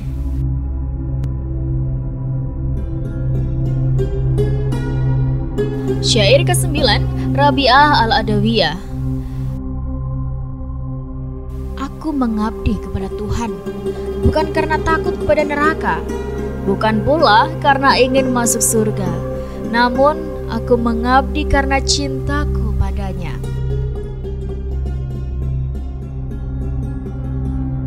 Syair ke-10 Rabi'ah Al-Adawiyah.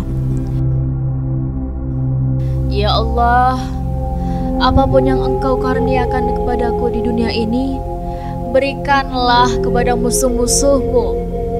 Dan apapun yang engkau karuniakan kepadaku di akhirat nanti, berikanlah kepada sahabat-sahabatmu, karena engkau sendiri cukuplah bagiku.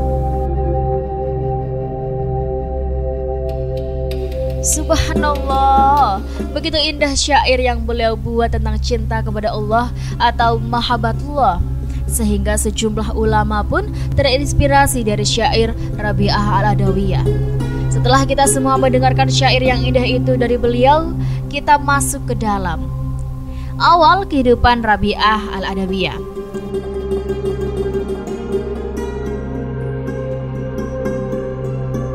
Beliau lahir di kota Basrah, Irak sekitar abad ke-8 tahun 713 sampai 717 Masehi. Ia adalah anak keempat dari keluarga yang terbilang miskin. Ayahnya bernama Ismail.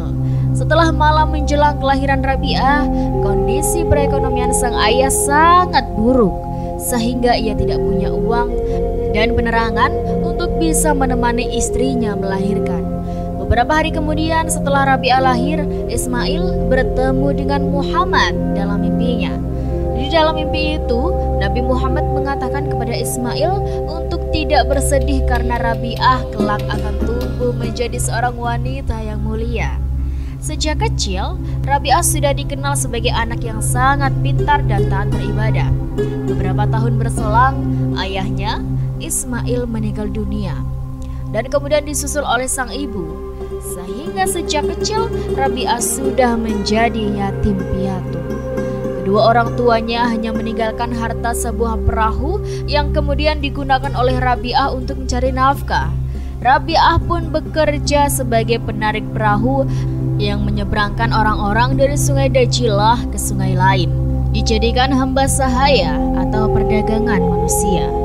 Saat Basrah dilanda bencana alam dan kemarau panjang, Rabi'ah bersama ketiga saudaranya memilih untuk berkelana ke berbagai daerah demi bertahan hidup. Namun, dalam penggambarannya, Rabi'ah terpisah dengan ketiga saudara perempuannya. Naasnya, Rabi'ah yang hanya seorang diri diculik oleh sekelompok penyamun dan dia dijadikan hamba sahaya. Hamba sahaya adalah orang yang menjadi korban perdagangan manusia. Disebutkan bahwa Rabi'ah dijadikan hamba sahaya seharga emas dirham kepada seorang pedagang. Selama beberapa waktu, Rabi'ah terus hidup di dalam kesengsaraan yang teramat dalam.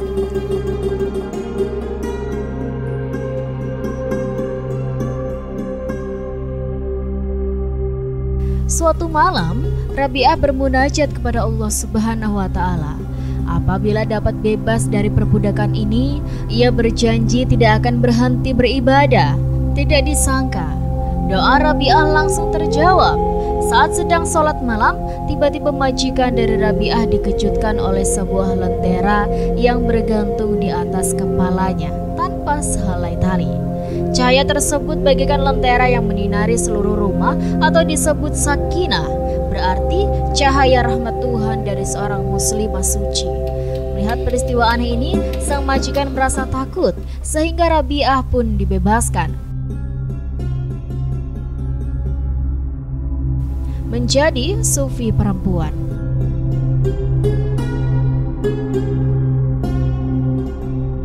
Setelah tidak lagi menjadi hamba sahaya, Rabi'ah pergi ke padang pasir dan tinggal di sana. Di tempat inilah Rabi'ah menghabiskan waktunya beribadah kepada Allah Subhanahu wa Ta'ala. Bahkan Rabi'ah juga memiliki majelis yang dikunjungi oleh banyak murid. Semasa hidupnya, Rabi'ah memberikan seluruh hidupnya hanya untuk Allah Subhanahu wa Ta'ala. Tidak ada satupun di dunia ini yang dicintai Rabi'ah kecuali Allah Subhanahu wa Ta'ala. Saking ikhlasnya Rabi'ah beribadah kepada Allah, hatinya sampai tidak ada rasa takut terhadap neraka ataupun mengharap surga, ingin membakar surga. Dikisahkan bahwa suatu siang Rabi'ah al-Adawiyah berlari-lari tanpa tujuan di kota Baghdad sembari menenteng sebuah air dan memegang obor di tangan kirinya. Orang-orang pun menanyai Rabi'ah tentang apa yang sedang dia lakukan. Rabi'ah pun menjawab bahwa ia ingin membakar surga dan menyiram neraka. Orang-orang yang mendengar jawaban Rabi'ah pun semakin kebingungan.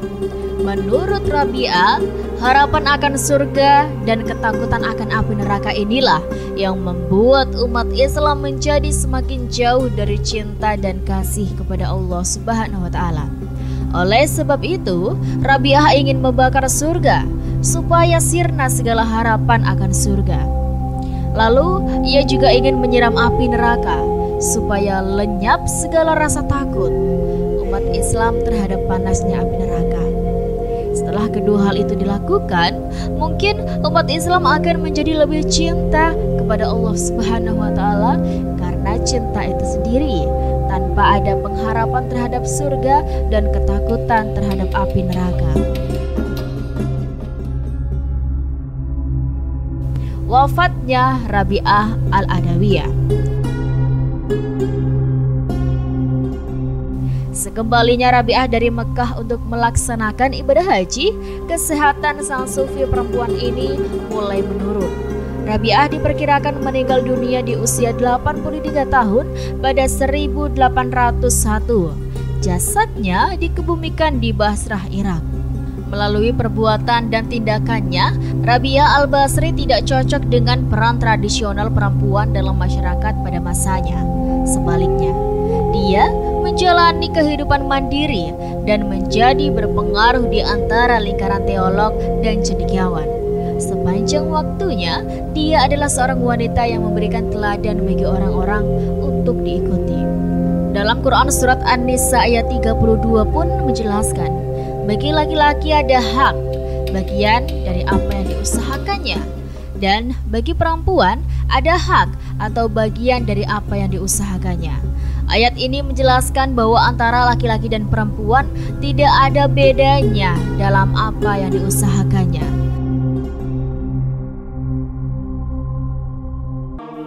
Ya, benar, wanita tersebut menggali kubur dengan tangannya sendiri. Ia adalah Sayyidah Nafisah, guru Imam Syafi'i, ulama perempuan yang terkenal karena ilmu dan ketaatannya. Sayyidah Nafisah merupakan salah seorang ulama perempuan. Ia menjadi guru Imam Syafi'i. Tidak banyak yang mengenal sosok Sayyidah Nafisah. Dan berikut ini biografi Sayyidah Nafisah secara singkat.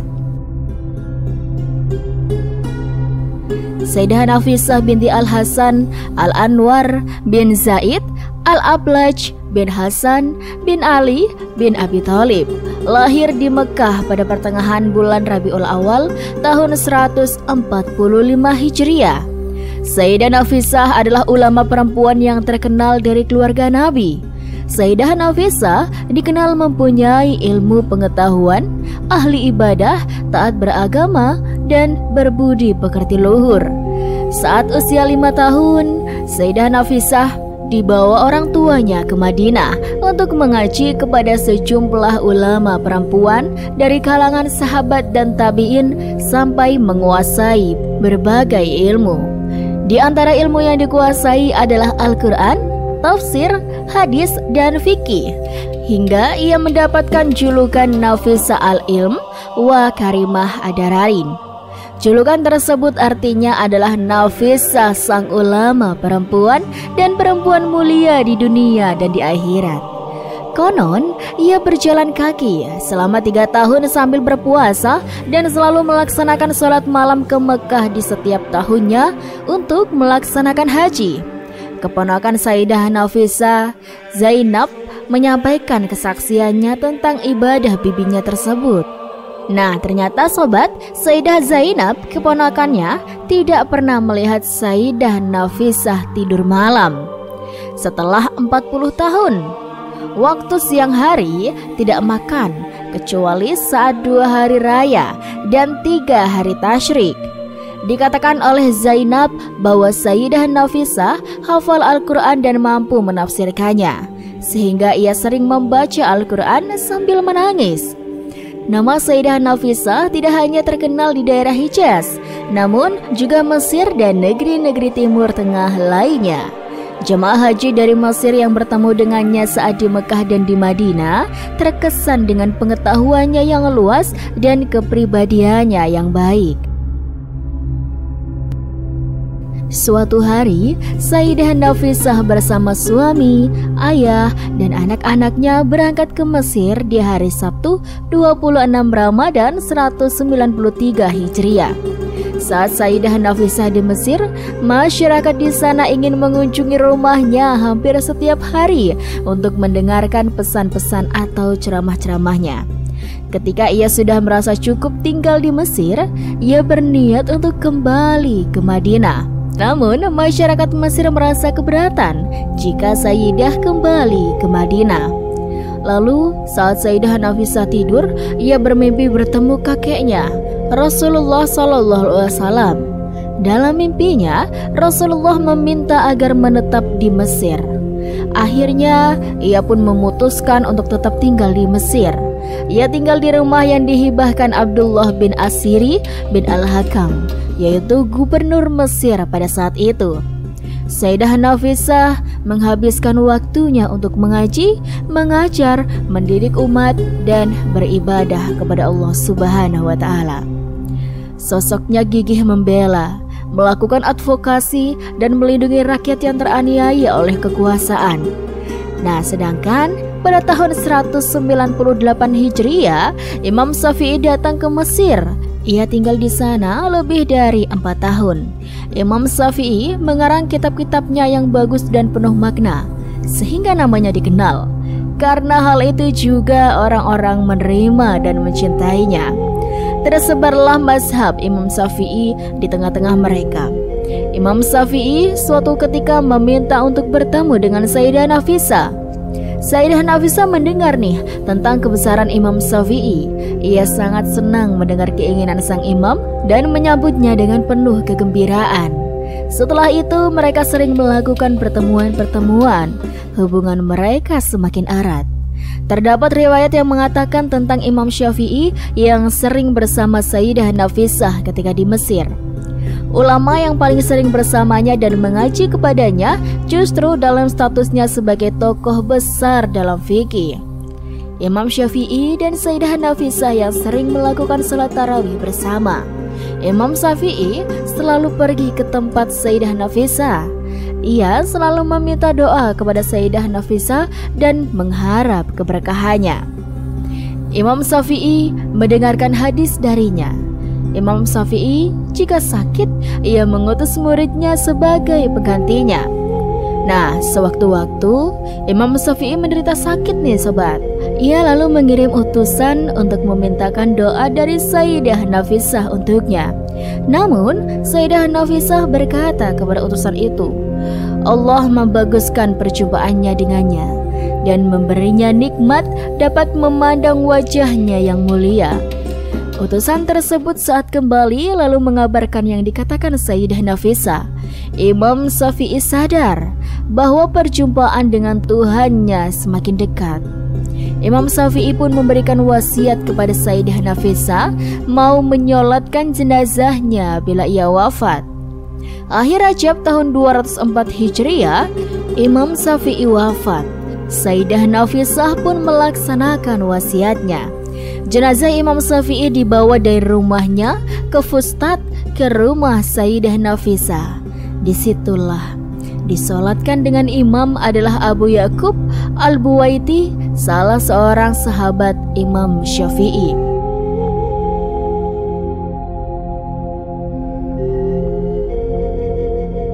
Bertambahnya usia Sayyidah Nafisah, ia sering sakit. Pada hari Jumat, tanggal 15 Ramadan 208 Hijriah, sakitnya semakin parah. Saat sakitnya kian bertambah, sedangkan dirinya dalam keadaan berpuasa, orang-orang sekitar menyarankan Sayyidah Nafisah untuk segera berbuka demi menjaga kesehatan dirinya. Namun hal itu tersebut malah ditolaknya. Sungguh aneh. Selama 30 tahun aku meminta kepada Allah agar Dia mewafatkanku dalam keadaan berpuasa. Bagaimana mungkin aku berbuka sekarang? Aku berlindung kepada Allah, itu tidak boleh terjadi, kata Sayyidah Nafisah kepada orang-orang yang ada di sekitarnya. Hingga Allah Subhanahu wa Ta'ala mengambilnya saat Sayyidah Nafisah membaca surat Al-An'am ayat 127, yang berarti untuk mereka itu kampung keselamatan surga di sisi Tuhan mereka. Dia penolong mereka berkat amalan yang mereka perbuat dan mengucapkan kalimat syahadat. Dan Sayyidah Nafisah pun akhirnya dimakamkan di kuburan yang digali dengan tangannya sendiri di Mesir, dan selalu didatangi umat manusia sebagaimana dirinya didatangi saat masih hidup untuk menanyakan berbagai permasalahan agama yang dia alami. Dan kali ini Rizky akan menceritakan kisah wanita pertama yang masuk surga untuk diteladani para muslimah.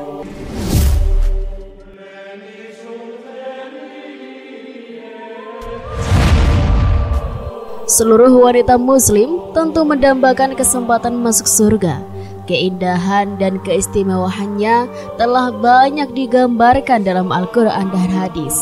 Untuk bisa masuk surga, setiap muslimah tentu harus berlomba-lomba dalam mengerjakan amalan yang bisa dijadikan sebagai bekal.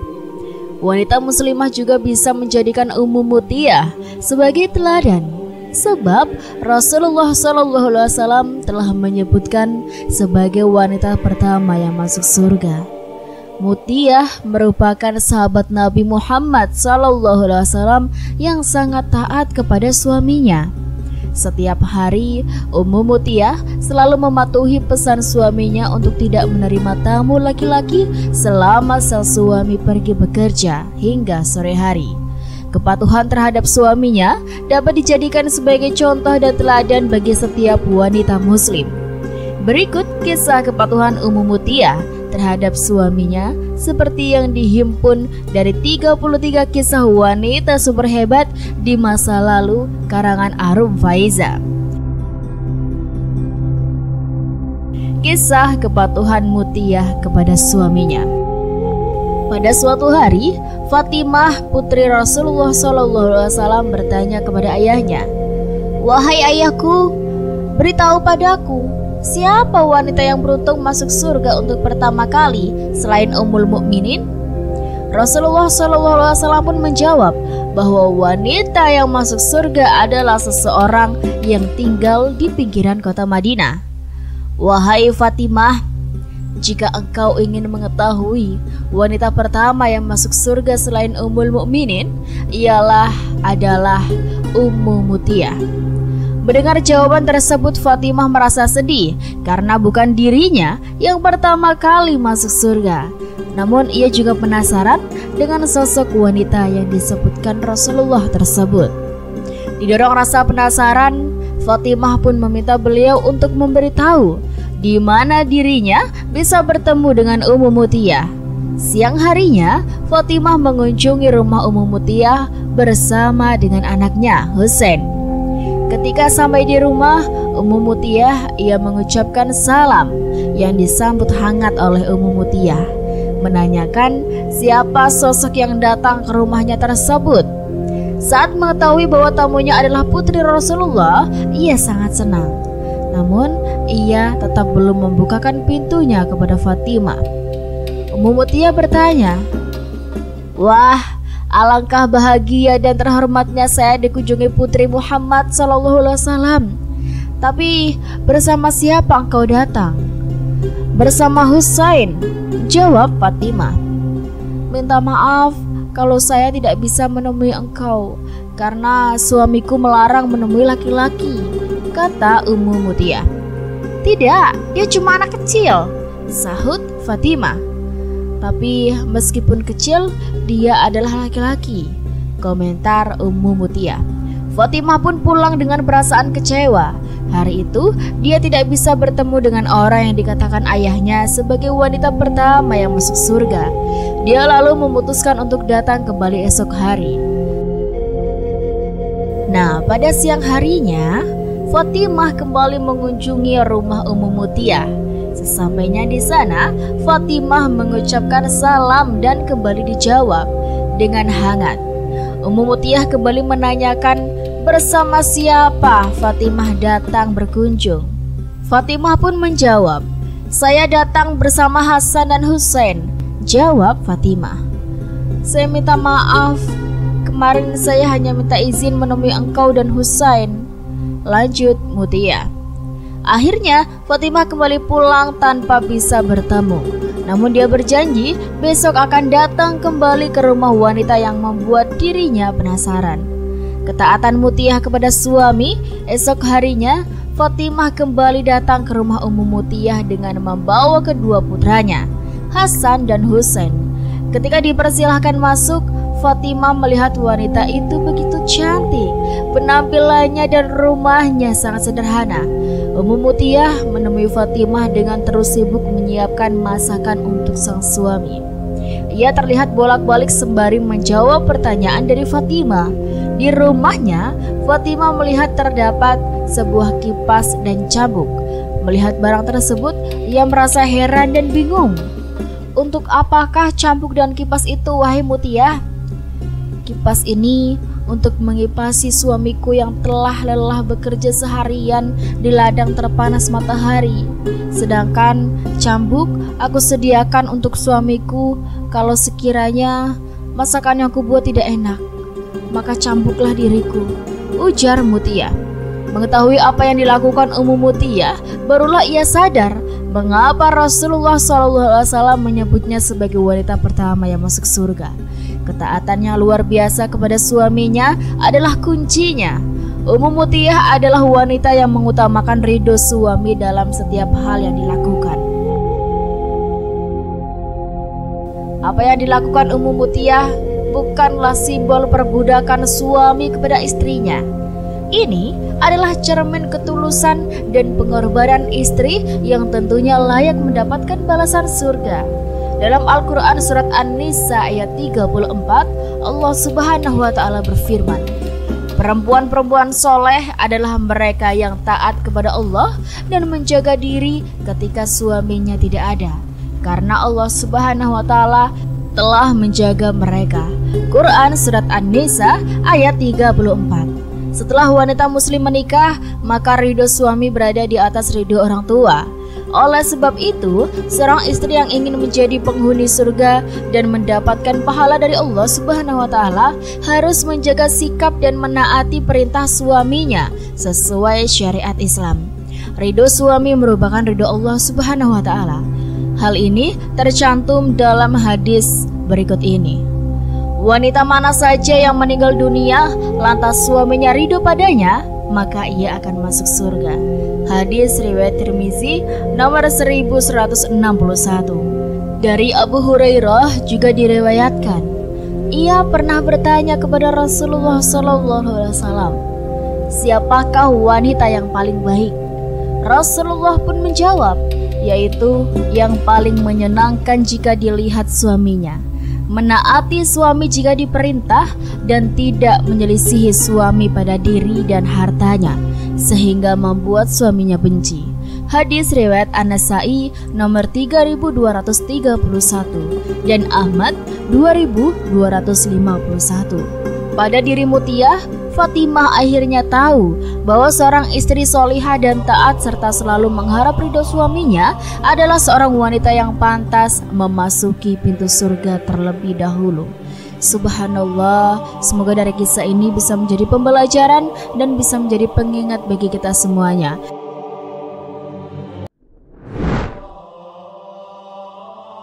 Sayyidatina Zainab binti Muhammad merupakan salah satu tokoh dalam Islam. Beliau merupakan putri sulung dari Rasulullah bersama Siti Khadijah. Jika selama ini kita sering mendengar kisah-kisah mengharukan dari para tokoh wanita mulia Islam, Sayyidatina Siti Fatimah yang mencintai dalam diam kepada Ali bin Abu Thalib, Sayyidatina Siti Aisyah bersama Rasulullah, Sayyidatina Khadijah, hingga kisah-kisah inspiratif lainnya.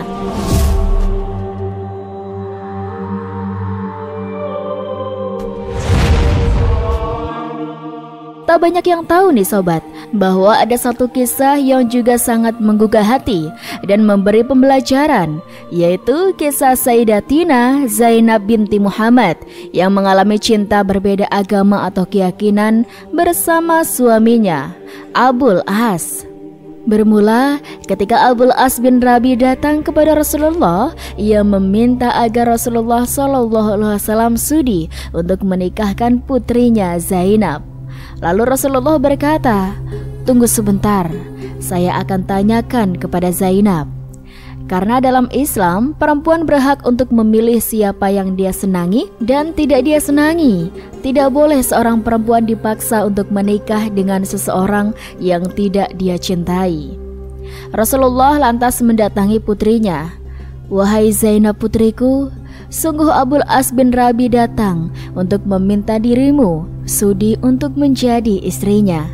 Namun Zainab terdiam, maka Rasulullah paham bahwa Zainab ridho jika Abul As bin Rabi menjadi suaminya. Karena dalam Islam, Seorang perempuan perawan begitu malu sehingga terkadang untuk mengatakan setuju pun dia tidak berani.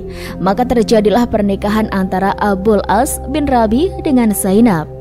Hari kian berganti. Saat Rasulullah telah berusia 40 tahun, maka Allah Subhanahu wa taala mengutusnya menjadi nabi. Dan setelah itu Allah angkat menjadi rasul. Mulailah Rasulullah mendakwahkan Islam kepada keluarga terdekat. Khadijah, putri-putrinya pun ikut masuk Islam, termasuk Zainab, dan para sahabatnya juga ikut memeluk agama Islam. Setelah menikah, Zainab tinggal bersama Abul As bin Rabi, suaminya. Hingga pada suatu ketika, pada saat suaminya pulang dari berdagang, Zainab menemui suaminya dan mengatakan, "Wahai suamiku tercinta, sungguh aku inginkan bagimu kebaikan. Sebagaimana yang aku rasakan, Islamlah. Sungguh ayahku telah mendapatkan wahyu dari langit, dan ayahku bukanlah seorang pendusta." Lalu Abul As menjawab, "Mengapa engkau tidak izin kepadaku?" Kemudian Abul As pergi meninggalkan istrinya dan mengatakan dirinya enggan masuk Islam. Tetapi walaupun demikian, kehidupan rumah tangga mereka tetap berjalan sebagaimana biasanya orang berumah tangga. Karena ketika itu Allah Subhanahu wa taala belum memerintahkan bahwa tidak boleh menjalin hubungan rumah tangga jika salah satu muslim atau muslimah dan satunya lagi musyrik. Genap 20 tahun hubungan ini berjalan dalam kekufuran. Datanglah masanya hijrah dari kota Mekah, di mana orang-orang beriman disakiti, hartanya diambil.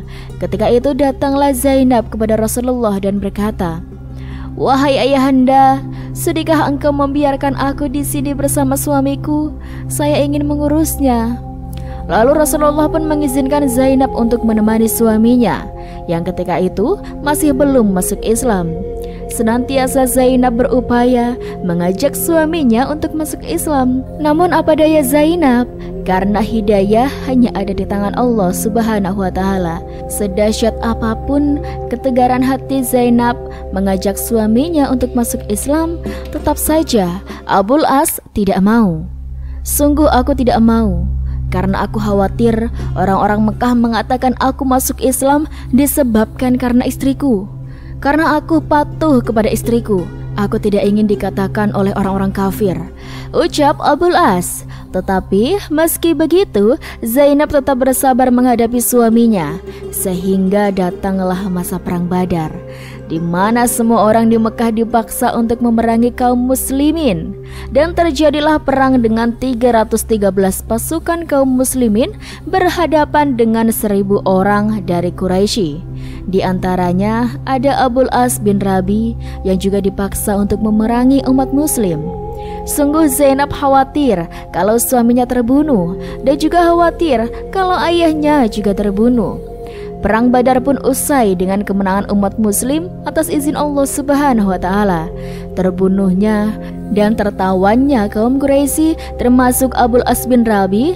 Ketika penduduk Mekah datang untuk menebus para tawanan, maka saudara laki-laki Abul As yaitu Ammar bin Rabi telah datang untuk menebus dirinya.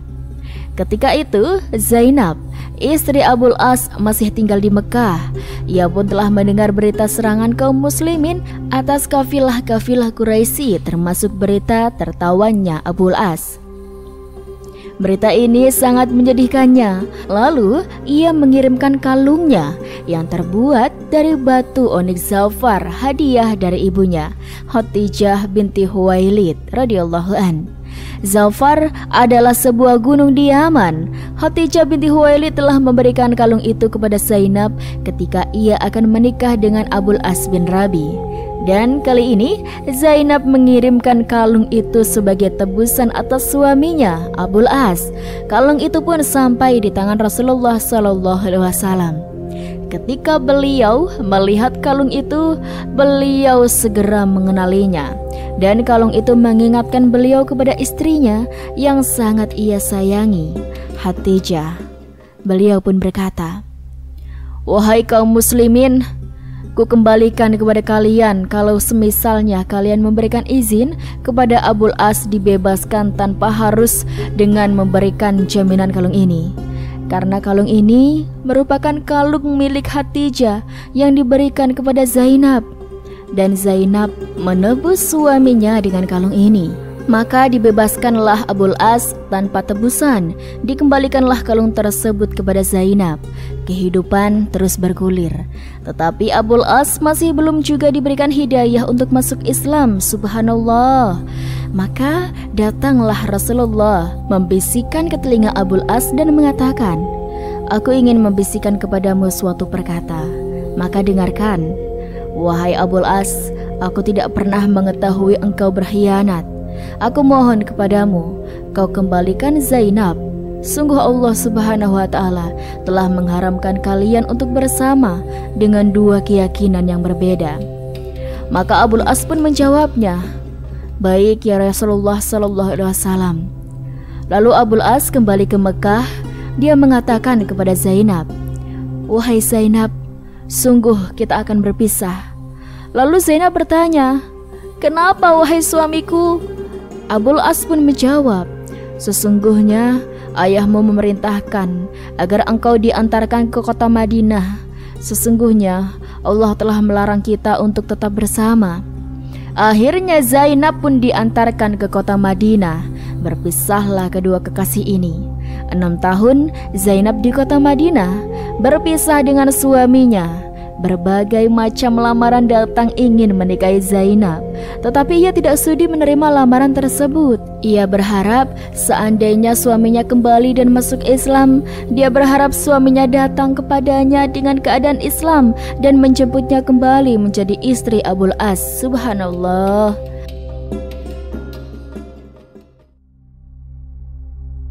Setelah 6 tahun, datang saatnya Abul As pergi, membeli dan mengantarkan berbagai macam ragam perdagangan orang Quraisy. Ketika pulang, Abul As mendapati para sahabat-sahabat Rasulullah sedang mengintainya.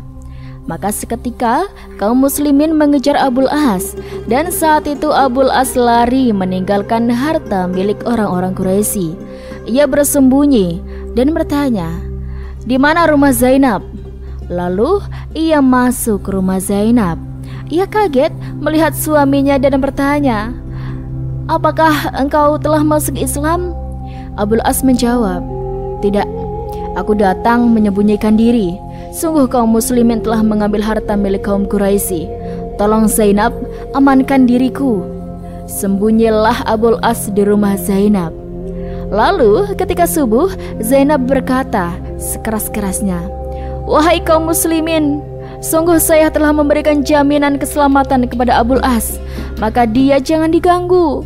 Kemudian Rasulullah berkata, "Wahai kaum muslimin, kalian mendengar suaranya? Kita wajib memberikan kepada Abul As jaminan keselamatan."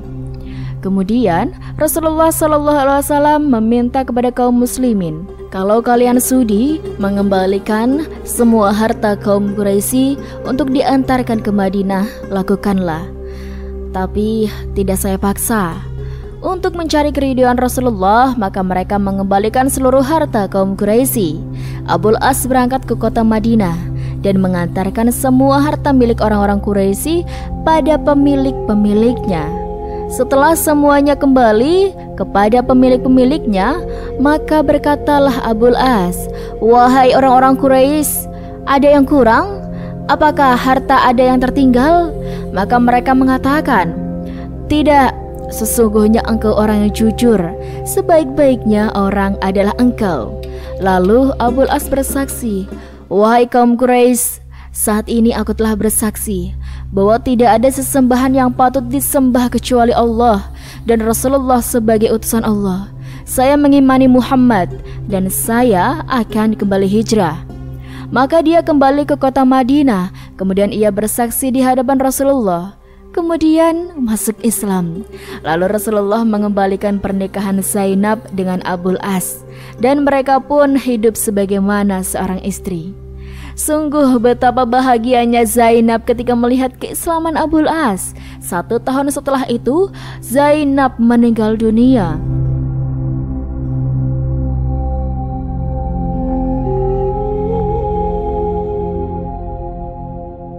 Zainab wafat pada tahun 8 Hijriah. Orang-orang yang memandikan jenazahnya ketika itu antara lain ialah Ummi Aiman, Saudah binti Zam'ah, Ummu Atiyah, dan Ummu Salamah radhiyallahu an. Rasulullah SAW berpesan kepada mereka yang akan memandikan jenazahnya ketika itu, basuhlah dia dalam jumlah yang ganjil, 3 atau 5 atau lebih jika kalian merasa lebih baik begitu. Mulailah dari sisi kanan dan anggota-anggota wudhu. Mandikan dia dengan air dan bunga. Bubuhi sedikit kapur barus pada air siramannya terakhir. Jika kalian sudah selesai, beritahuilah kepadaku. Ketika itu, rambut jenazah dikepang menjadi 3 kepangan, di samping dan di depan, lalu dikebelakangkan. Setelah selesai dari memandikan jenazah, Ummi Atiyah memberitahukan kepada Nabi SAW. Lalu Nabi SAW memberikan selimutnya dan berkata, "Kafanilah dia dengan kain ini." Betapa sedihnya Abul As ditinggalkan oleh istrinya, dan dia mengatakan kepada Rasulullah, "Ya Rasulullah, alangkah pahitnya hidup tanpa Zainab. Sungguh inilah sebuah kisah cinta sejati antara dua manusia sampai akhir hayat mereka. Maka hendaklah kita berupaya menjadikan rumah tangga kita bagaikan kisah ini sampai Allah Subhanahu wa Ta'ala mewafatkan kita semua. Amin amin ya rabbal alamin." Dan itulah tadi sobat serial Wanita Mulia di zaman Nabi Muhammad SAW. Rizky ucapkan banyak terima kasih untuk kalian yang setia mendukung channel ini. Sampai jumpa di konten berikutnya. Wassalamualaikum warahmatullahi wabarakatuh.